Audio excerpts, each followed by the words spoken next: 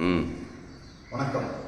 எல்லாம் வல்ல ஆதிபகவன் திருவடிகளை மனமொழிகளால் வணங்கி இன்றைய திருக்குறள் வகுப்பை தொடங்குவோம். இது வாழ்க்கை துணை நலம் என்ற 6வது அதிகாரத்தின் 6வது குறள். நம்ம போன 5 குறள்லையும் என்ன சிந்திச்சோம்னா, வாழ்க்கை துணைங்கிறது பெண்ணை மட்டும் குறிப்பதல்ல, மனைவியை மட்டும் குறிப்பதல்ல, ஆணையும் குறிக்கும். பெண்ணுக்கு ஆணும் ஆணுக்கு பெண்ணும் வாழ்க்கை துணை. அப்படி கொண்டு பொருள் கொண்டோம்னா எல்லா குறளும் பொருத்தமாக வரும். அதாவது பெண்ணுக்கு மட்டும் சொன்னதாக எடுக்காமல் பெண்ணுக்கு சொன்னது ஆணுக்கும் பொருந்த வேண்டும் அப்படிங்கிற தொல்காப்பிய விதி. அது எப்பா ஒருபால் கிளவி ஏனை பார்க்கண்ணும் வருவகைதானே வழக்கென மொழிப அப்படிங்கிறது தொல்காப்பியம். இப்போ பெண்பாலுக்கு சொன்னது ஆண்பாலுக்கு எடுக்கணும், ஆண்பாலுக்கு மகனுக்கு சொன்னது மகளுக்கு எடுக்கணும், மகளுக்கு சொன்னது மகனுக்கு எடுக்கணும். அந்த மாதிரி இப்போ தற்காத்துன்னு என்னன்னா, தன்னை காத்துக்கொண்டு, தன்னை காத்துங்கிறது தற்காத்துன்னு உணரும் தமிழ்ல. தன்னை எப்படி காக்கிறதுனா, நமக்கு முக்கியமான எதிரி மனசு. இந்த மனம் என்ன பண்ணும், ஐம்பொறிகள் வழியாக வெளியே தாவிட்டே இருக்கும். மெய்வாய் கண் மூக்கு செவி, இதன் மூலமாக முறையற்ற இன்பங்களை அனுபவிக்க பார்க்கும். அதை தடுக்கணும். அதே போல மனம் தனியாக இருக்கும் பொழுது தேவையற்ற நினைவுகளை கொண்டு மனத்தில் அசை போட்டு அதன் மூலமாக இன்பம் அனுபவிக்க பார்க்கும். அதையெல்லாம் தடுக்கணும். அது தடுக்கணும்னா அறிவின் துணை கொண்டு தான் தடுக்கணும். அறிவு எப்போ வரும்னா, நல்ல பெரியோர்கள் சொல்வதை கேட்பதனாலும், பெரியோர் நூல்களை கற்பதனாலும், அறநூல்களை கற்பதனாலும் வரும். அதுதான் தற்காத்து. அதாவது சென்ற இடத்து செலவிடாது தீது ஒரி நன்றின்பால் உயிப்பது அறிவு. அறிவின் துணை கொண்டுதான் அந்த ஐம்பொறிகளையும் காக்க வேண்டும், மனத்தையும் காக்க வேண்டும். அதுக்கு அறிவு எப்படி வரும்னா, நூல்கள் மூலமாகவும் ஆன்றோர்களுடைய சொல்லை கேட்பதன் மூலமாகவும் வரும். அப்படி தற்காத்து.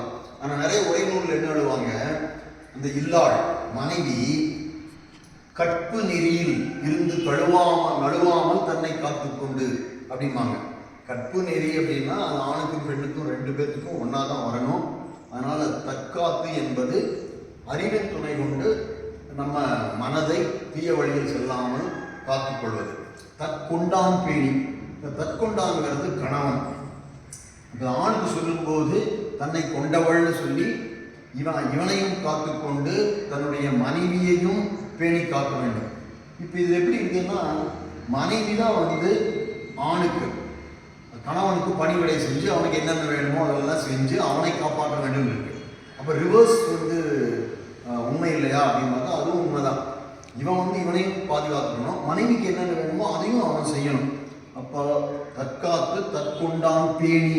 பேணினாலும் காத்தல்னாலும் ஒரே பொருளை தருகின்ற 2 சொற்கள்.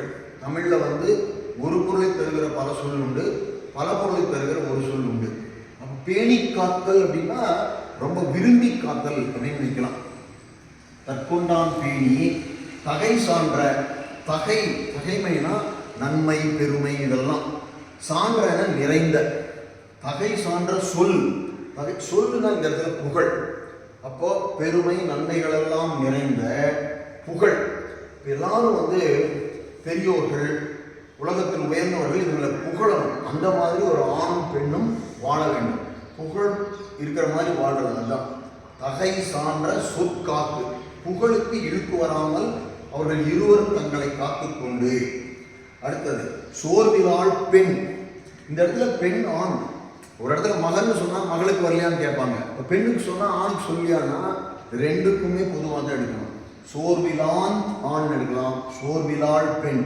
இப்போ சோர்விலாள்னா இந்த 3 முன்னாடி சொன்ன தற்காத்து தற்கொண்டான் பேணி தகை சான்ற சொற்காத்து, இந்த 3 செயல்களிலும் சோர்வே இருக்கக்கூடாது. இடைவிடாமல் செய்யணும்.